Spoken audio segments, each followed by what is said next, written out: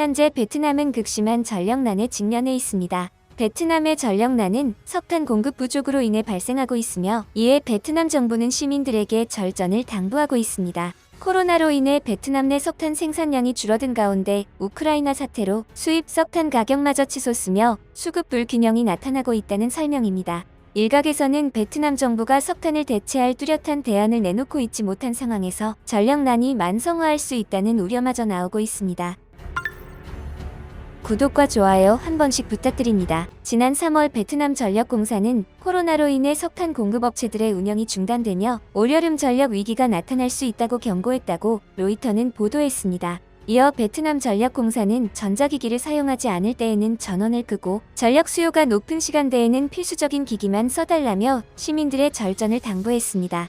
물론 베트남이 선진국은 아니지만 그래도 엄청난 산업화를 이루었는데 전력난이 극심한 것을 보면 발전한 만큼의 인프라는 아직 갖추지 못한 것으로 보입니다. 심지어 베트남은 현재 전력 생산량 중 3분의 1을 석탄에 의존하고 있습니다. 10년 전까지만 해도 자국 내에서 생산하는 석탄만으로도 필요한 전력을 충당할 수 있었지만 이후 제조업의 활성화로 산업이 급격하게 발전하며 전력 수요 역시 급증했습니다. 이에 현재 베트남은 자국 생산량보다 더 많은 석탄을 해외에서 수입해 오고 있습니다.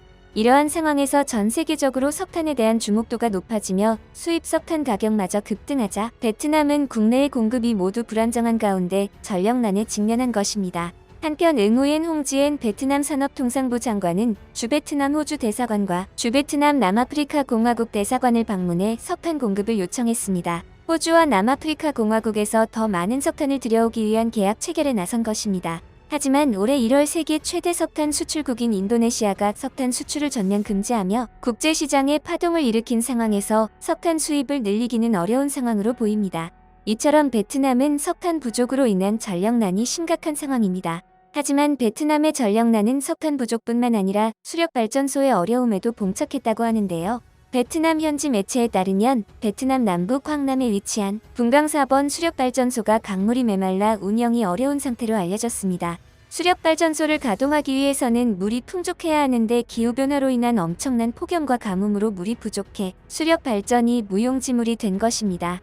한편 전력난이 끝을 모르고 심각해지자 베트남은 한국의 에너지 기술을 원하기 시작했습니다. 이에 베트남은 두산중공업의 화력발전소 완공을 촉구하며 현지 사업 확대를 요청했습니다. 베트남국 영석유가스공사와 자회사인 PTSG 등과 협력해 새로운 베트남 청정 에너지 프로젝트 합류를 희망했습니다.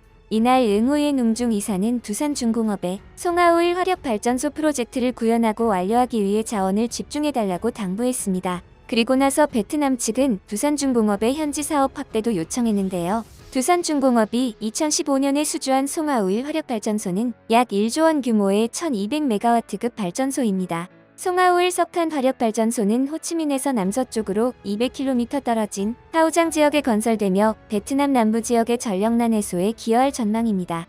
또한 베트남은 화력발전소 외에도 친환경 에너지와 LNG 부문에도 공을 들이기 시작했습니다. 그리고 베트남은 다른 분야의 에너지에서도 한국과의 협력을 원하는 것으로 알려져 한국 기업들의 베트남 수주는 끊이지 않고 있습니다. 현재 삼성물산은 베트남에서 6천억 원 규모의 발전 프로젝트를 수주하며 해외 수주 강세를 이어가고 있습니다. 삼성물산의 이번 프로젝트는 베트남 정부가 발주한 첫 고효율 가스 복합 화력 발전 프로젝트로 호치민 동남쪽 23km 거리에 위치한 엉깨오 산업단지 내 건설하는 1600메가와트급 고효율 가스 복합 화력 발전소를 건설하는 사업입니다. 삼성물산은 베트남 건설업체 릴라마와 컨소시엄을 구성해 가스터빈과 스팀터빈, 열해수 보일러 각 2기를 비롯해 변전소 및 송전선로를 건설할 예정입니다. 총 공사 금액은 8억 3,500만 달러, 한화로 약 1조 원 규모이며 이 중 삼성물산의 공사 금액은 5억 1천만 달러로 공사를 주도하게 됩니다.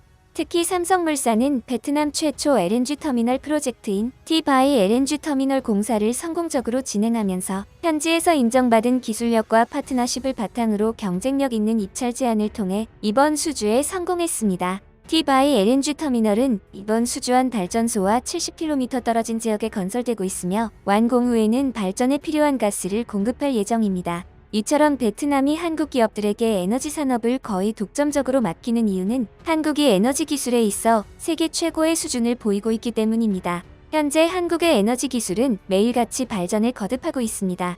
한편 한국을 비롯한 각국 정부는 기후변화 대응과 에너지 전쟁에서 살아남기 위해 공기업뿐 아니라 민간 기업들도 LNG 개발 사업에 뛰어들고 있습니다. 탄소 배출량이 석탄 발전의 절반에 불과한 데다 신재생 에너지보다 값이 싼 LNG 개발에 집중하는 것입니다. 이에 얼마 전 현대자동차가 울산 공장에 LNG 열병합 발전소를 짓는다고 발표해 업계에 파장이 일고 있습니다. 현대자동차는 지금까지 한국전력공사로부터 전기를 받아왔는데 앞으로 자체 발전소를 만들어 현재 공급받는 전력 소요량 가운데 70% 이상을 자체 생산한다고 밝혔습니다. 아시다시피 현대자동차는 에너지 기업이 아니라 자동차 기업입니다. 현대자동차가 이처럼 파격적인 결정을 한 이유는 앞으로 자동차도 모두 전기차로 교체되는 시기를 지나고 있기 때문으로 보여집니다. 머지않아 내연기관차의 판매가 종료되면 도로에는 전기차만이 존재하게 될 것입니다. 그러면 지금처럼 기름값을 걱정하는 것이 아니라 전력을 걱정하는 시대가 도래할 수 있습니다. 베트남과 같은 개발도상국은 지금도 전력난에 애를 먹고 있는데 모든 자동차가 전기차가 된다면 더욱 많은 양의 전기가 필요하게 될 것입니다. 그렇다면 베트남과 같이 발전소가 부족한 나라들에서는 현대자동차가 개발하기 시작한 자체 발전소의 수입을 원하게 될 것입니다. 현대자동차의 자체 발전소 건설을 두고 전문가들은 현대자동차는 앞으로 자동차 수출과 더불어 발전소 수출까지 함께하는 그룹이 될 수 있다고 밝혔습니다. 발전소가 필요해서라도 자동차를 수입하게 된다는 것입니다. 한편 현대차가 공장 내에 대규모 발전 시설을 짓는 것은 처음으로 알려졌으며 건설 기간은 올해부터 2025년으로 명시돼 있습니다. 이에 2025년부터 울산 공장은 전기를 자체 조달할 것으로 보입니다. 현대차가 건설 예정인 발전소는 184메가와트급으로 한전이 공급하던 전력량의 72%를 스스로 생산할 수 있는 규모입니다. 또한 LNG 발전소는 발전과 난방을 동시에 공급하는 열병합 시스템으로 시간당 100톤 규모의 스팀도 생산하게 됩니다. 이는 기존 15대의 보일러가 공급하는 연간 스팀량인 71만 톤의 59%에 달하는 수준입니다. 그런데 현대자동차는 왜 자체 발전소를 만드는 파격적인 행보를 하는 것일까요? 거기에는 여러 가지 이유가 있는데 첫 번째는 현대차가 이번 사업을 추진하는 이유는 안정적인 전력 공급과 함께 단가가 저렴한 LNG로 전기를 생산해 비용을 낮추겠다는 의도입니다. 최근 전기요금이 지속적으로 인상되자 이에 대한 부담을 덜겠다는 것으로 보여집니다.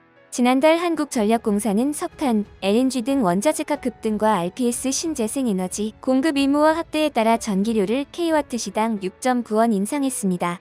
그리고 한국전력은 앞으로 단계적 요금 인상을 예고한 상태입니다. 또한 현대차의 LNG 열병합 발전소 건설은 2045년 탄소 중립 목표를 실현하기 위한 목적도 담겨 있습니다. 전기와 열을 동시에 공급하는 열병합 발전소는 기존 발전소와 보일러를 각각 가동하는 것보다 에너지를 20% 이상 절감할 수 있습니다.